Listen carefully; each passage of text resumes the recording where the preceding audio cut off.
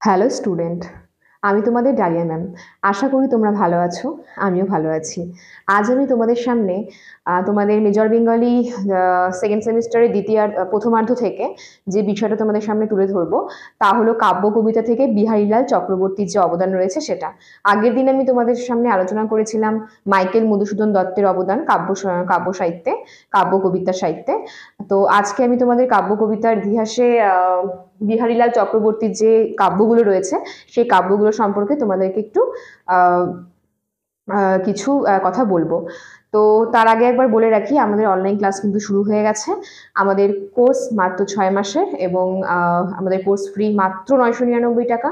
তোমরা যদি কেউ যুক্ত হতে চাও আমাদের ক্লাসে এবং তোমাদের বন্ধু বান্ধবী আরও যারা রয়েছে তারাও যদি কেউ যুক্ত হতে চায়, তাদেরও অবশ্যই দেখার সুযোগ করে দিও এই ভিডিওগুলো, যাতে তারা উপকৃত হয়।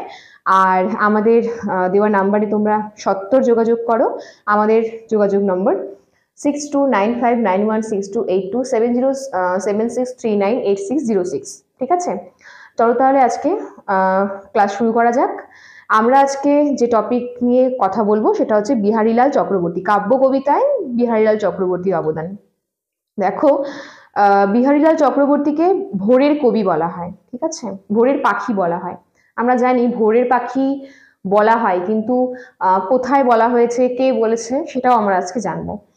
তো তার যে সময়কালটা, বিহারীলাল চক্রবর্তীর যে সময়কাল, দেখো 1835 থেকে 1894 সাল পর্যন্ত বিহারীলাল চক্রবর্তীর সময়কাল। জন্ম 1835-এ, মৃত্যু 1894-এ। বিহারীলাল চক্রবর্তীকে একজন ইংরেজি সাহিত্যিকের সঙ্গে তুলনা করা হয়, তার নাম হচ্ছে উইলিয়াম বেন্ট। ঠিক আছে, এটা একটু মনে রাখবে। আর এর পাশাপাশি রবীন্দ্রনাথ ঠাকুর, তার যে জীবন স্মৃতি রয়েছে, যেটাকে আমরা আত্মজীবনীমূলক প্রবন্ধ বলে থাকি, এই আত্মজীবনীমূলক প্রবন্ধ বা ব্যক্তিগত প্রবন্ধ, এই আত্মজীবনীমূলক প্রবন্ধে আমরা দেখতে পাই যে জীবন স্মৃতিতে তিনি লিখছেন যে বিহারীলালকে তিনি কিন্তু বলছেন ভোরের পাখি। ঠিক আছে, এছাড়াও আমরা বিহারীলালকে বলতে পারি গীতিকাব্যের জনক। ঠিক আছে, গীতিকাব্যের জনকও কিন্তু বলা হয়। তোমাদের এগুলো শর্টে আসতে পারে, শর্ট কোশ্চেনে আসতে পারে যে বিহারীলালকে কে কোন গ্রন্থে ভোরের পাখি বলেছে, অথবা গীতিকাব্যের জনক কাকে বলা হয়, এগুলো একটু মাথায় রাখবে। ঠিক আছে, তো সময়কাল আমাদের জানা হয়ে গেল। তো বিহারীলাল চক্রবর্তীর এক এক করে যে কাব্যগুলো আছে সেগুলো চলো জেনে নেওয়া যাক। প্রথমেই আমি যে কাব্য সম্পর্কে বলবো তা হলো সঙ্গীত শতক। ঠিক আছে, প্রথম যে বিহারীলাল চক্রবর্তীর লেখা যেটা কাব্য আমাদের সামনে, সেটা হচ্ছে সঙ্গীত শতক। 1862-তে এই যে কাব্যটি রয়েছে সেটা প্রকাশিত হয়েছে এবং এই কাব্যের এটা কিন্তু আমাদের প্রথম মুদ্রিত কাব্য। ঠিক আছে, এটা তোমাদের মনে রাখতে হবে যে প্রথম মুদ্রিত কাব্য কোনটি। বিহারীলাল চক্রবর্তীর প্রথম মুদ্রিত কাব্য হচ্ছে আমাদের সঙ্গীত শতক, যেটা প্রকাশিত হয়েছে 1862 খ্রিস্টাব্দে। এবার সঙ্গীত শতক বুঝতেই পারছো, গানের উল্লেখ রয়েছে। তো কটা গান রয়েছে সেটাও আমরা চলো জেনে নিই। এই কাব্যে টোটাল গান রয়েছে 100টির মতো। ঠিক আছে, 100টির মতো এখানে কিন্তু এই কাব্যের মধ্যে গান রয়েছে। এরপর নিসর্গ সন্দর্শন, এটা 1870-এ প্রকাশিত হয়েছে। নিসর্গ সন্দর্শন যে কাব্যটি রয়েছে এটা কোন পত্রিকায় প্রকাশিত হয়েছে সেটাও জানবো।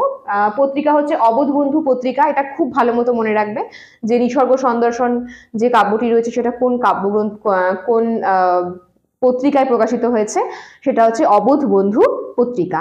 এবং এই যে এই কাব্যটির সর্গসংখ্যা কয়টি? ঠিক আছে, এই কাব্যের সর্গসংখ্যা কিন্তু দেখো আমি লিখে দিয়েছি 7টি। মনে রাখবে এই জিনিসটা খুব ভালো মতো, যে নিসর্গ সন্দর্শন কাব্যের সর্গসংখ্যা কতগুলি। এখানে টোটাল সর্গ হচ্ছে 7টি। এরপর নিসর্গ সন্দর্শনের পর আমি যে কাব্যটি নিয়ে তোমাদের সামনে বলবো, এটা একটা শোক কাব্য। মনে রাখবে, এরকমও আসতে পারে পরীক্ষায় যে আমাদের বিহারীলাল চক্রবর্তীর লেখা একটি শোক কাব্য, তার নাম লেখো বা শোক কাব্য কোনটি। ঠিক আছে, তো এই শোক কাব্য কিন্তু বন্ধু বিয়োগ যে কাব্য রয়েছে সেটাকে কিন্তু আমরা শোক কাব্য বলে থাকি।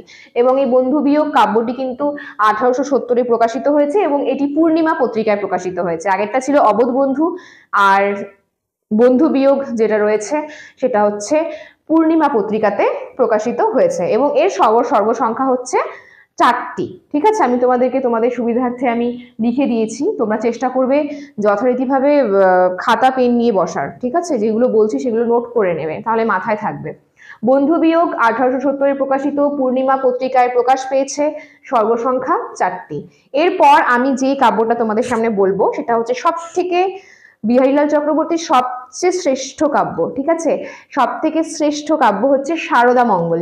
সারদা মঙ্গল কাব্যটির 1879 খ্রিস্টাব্দে প্রকাশিত হয়েছে এবং এর সর্বসংখ্যা হচ্ছে 5টি। আর যে পত্রিকায় এই কাব্যটি প্রকাশিত হয়েছে তা হচ্ছে আর্য দর্শন পত্রিকা। খুব ভালো মতো মনে রাখবে। এবং এখানেই কিন্তু আমরা একটা জিনিস দেখতে পাই যে সারদা মঙ্গল যে কাব্যটি রয়েছে, এই সারদা মঙ্গল কাব্যে যে প্রেরণা, এই প্রেরণাটা কে দিয়েছিল তাকে। ঠিক আছে, এগুলো কিন্তু আমাদের জানতে হয় যে সারদা মঙ্গল কাব্যের যে যখন সে এই পত্রিকাতে প্রকাশিত হয়েছিল তার আগে কিন্তু আমরা জানতে পারি যে এই কাব্যের যে একটা প্রেরণা দান, সেটা কিন্তু কাদম্বিনী তিনি কিন্তু আমাদের বিহারীলাল চক্রবর্তীকে কিন্তু প্রেরণা দিয়েছিলেন যে তুমি এই গ্রন্থটি রচনা করো বা এই কাব্যটি তুমি রচনা করো। তারপরেই কিন্তু তিনি এই সারদা মঙ্গল কাব্যটি আমাদেরকে উপহার হিসেবে দিয়েছেন। এরপর সারদা মঙ্গলের পর বিহারীলাল চক্রবর্তীর আরেকটি উল্লেখযোগ্য মানে খুবই উল্লেখযোগ্য একটি কাব্য হচ্ছে সাধের আসন। মূলত আমরা যেটা জানি আর কি, যে সারদা মঙ্গল আর সাধের আসন এই দুটো কাব্যের মধ্য দিয়ে কিন্তু তার সাহিত্য জগতে প্রবেশ হয়। এটা তোমরা মাথায় রাখবে যে বিহারীলাল চক্রবর্তী সাহিত্য জগতে প্রবেশ হয়েছে কোন কাব্যের মধ্য দিয়ে। দুটো কাব্যের নাম তোমাদের মনে রাখতে হবে, একটা হচ্ছে সারদা মঙ্গল, একটা হচ্ছে সাধের আসন। ঠিক আছে, এই দুটো কাব্যের মধ্য দিয়ে কিন্তু তার পূর্ণাঙ্গভাবে একেবারে সাহিত্য জগতে তার প্রবেশ হচ্ছে। সাধের আসন হয়েছে 1886-তে প্রকাশিত এবং সাধের আসনের সর্বসংখ্যা 10টি, এইটুকু মনে রাখলেই হবে। আর পরবর্তীতে রয়েছে বঙ্গসুন্দরী। যে কাব্যটি রয়েছে সেটা 1870-এ প্রকাশিত হয়েছে এবং এটি অবোধবন্ধু পত্রিকায় প্রকাশিত এবং এর সর্বসংখ্যা 10টি। তো এখানে আমরা আজকে যে কাব্যগুলো সম্পর্কে তোমাদেরকে বললাম, আমি কাব্যগুলো পরপর মনে রাখবে, কেননা দেখো সালগুলো কিন্তু আমি পরপর দিয়েছি যাতে তোমাদের মনে রাখতে সুবিধে হয়। সঙ্গীত শতক, নিসর্গ সন্দর্শন, বন্ধু বিয়োগ, সারদা মঙ্গল, সাধের আসন এবং বঙ্গসুন্দরী। ঠিক আছে, পরপর ঠিক এইভাবেই কিন্তু ক্রমানুসারে তোমরা কাব্যগুলোকে মনে রাখার চেষ্টা করবে। এছাড়াও আরো আছে কিছু, যেরকম প্রেম প্রবাহিনী, এটাও কিন্তু আমাদের বিহারীলাল চক্রবর্তীর লেখাই কিন্তু একটা কাব্য। ঠিক আছে, প্রেম প্রবাহিনী। এইগুলো বাদে একটা আমি বলে রাখলাম তোমাদের, সেটা হচ্ছে প্রেম প্রবাহিনী। তাহলে আজকের ক্লাসে আমি তোমাদের বিহারীলাল চক্রবর্তীর যে কাব্যগুলো রয়েছে সে সম্বন্ধে তোমাদের ধারণা দিলাম। এর পরের দিন আমি তোমাদের সামনে তুলে ধরবো রবীন্দ্রনাথ ঠাকুরের সোনারতরী এবং বলাকা কাব্য সম্পর্কে কিছু কথা, আর ঈশ্বরচন্দ্র গুপ্ত সম্পর্কে। তো চলো, আজকের ক্লাস আমি এখানেই শেষ করছি। যাদের আমার ক্লাস ভালো লাগছে অবশ্যই কমেন্ট বক্সে জানিও, আর লাইক কমেন্ট শেয়ার করে আমাদের পাশে থেকো। আর এখনো যারা অনলাইন ক্লাসে যুক্ত হওনি তাদেরকে অবশ্যই বলছি সত্বর যোগাযোগ করো আমাদের দেওয়া নম্বরে এবং যুক্ত হয়ে যাও। ধন্যবাদ।